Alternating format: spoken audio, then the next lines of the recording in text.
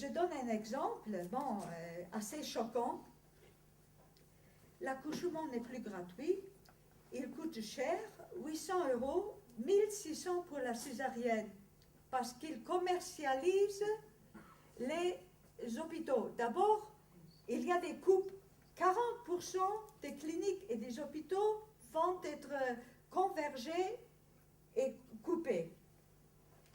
Et ils commercialisent aussi, c'est-à-dire que nous, on doit payer toujours plus pour les médicaments et toujours plus pour les soins.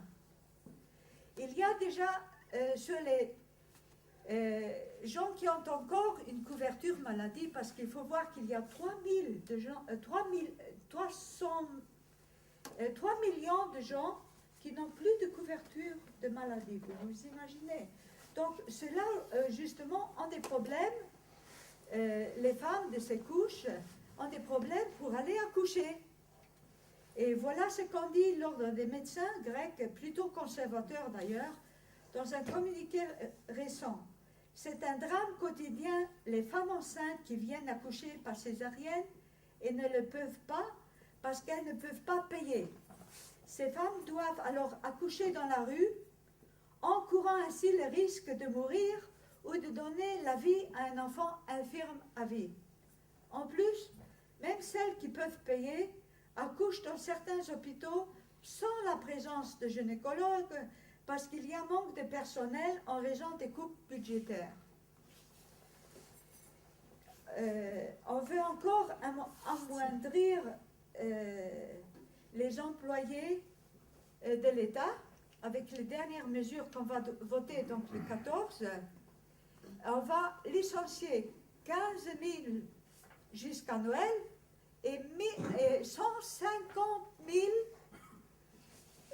jusqu'en l'an 2015. C'est le Waterloo de l'État. C'est-à-dire on détruit l'État. On n'a plus, ils veulent avoir des impôts, mais ils licencient même les employés qui vivent, qui travaillent pour ramasser les impôts. À quelle logique obéissent ces politiques qui sèment la misère et détruisent toute une société? Pourquoi ce gâchis humain? Notre réponse est catégorique, parce qu'il ne faut plus satisfaire en priorité les besoins des citoyens, mais ceux des créanciers et des banquiers.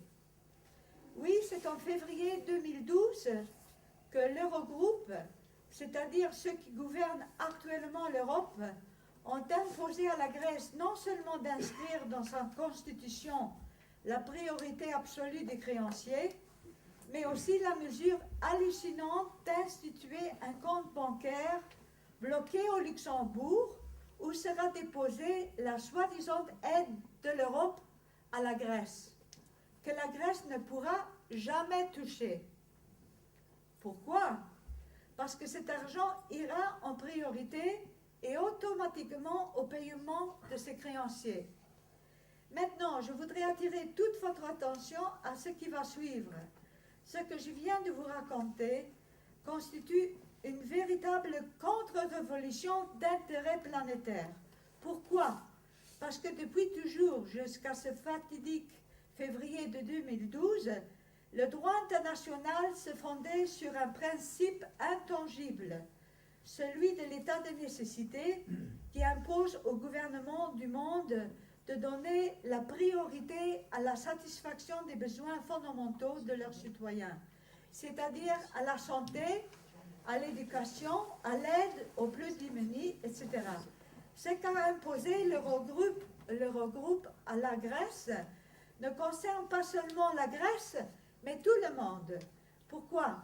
Parce qu'il constitue un précédent et qui vise à détruire le principe de l'état de nécessité et à le remplacer par celui de la priorité des créanciers. Donc, c'est tous les droits humains qui ne sont plus une valeur. Et la vie ne vaut plus grand-chose. Hein. Le chemin pour Auschwitz est ouvert. C'est comme s'il nous disait cyniquement, vous pouvez crever, nous on s'en fout, car la seule chose qui nous intéresse, c'est servir les intérêts des créanciers et rien d'autre. Manifestement, c'est la grande porte ouverte à toutes les barbaries. Cependant, ces politiques n'ont pas pour seul résultat l'appauvrissement monstrueux des Grecs. En réalité, ces politiques sont aussi en train de tuer l'avenir de la démocratie en Grèce et en Europe. Elles font naître un monde de violence aveugle, un monde sans règles, une jungle où le pire est possible.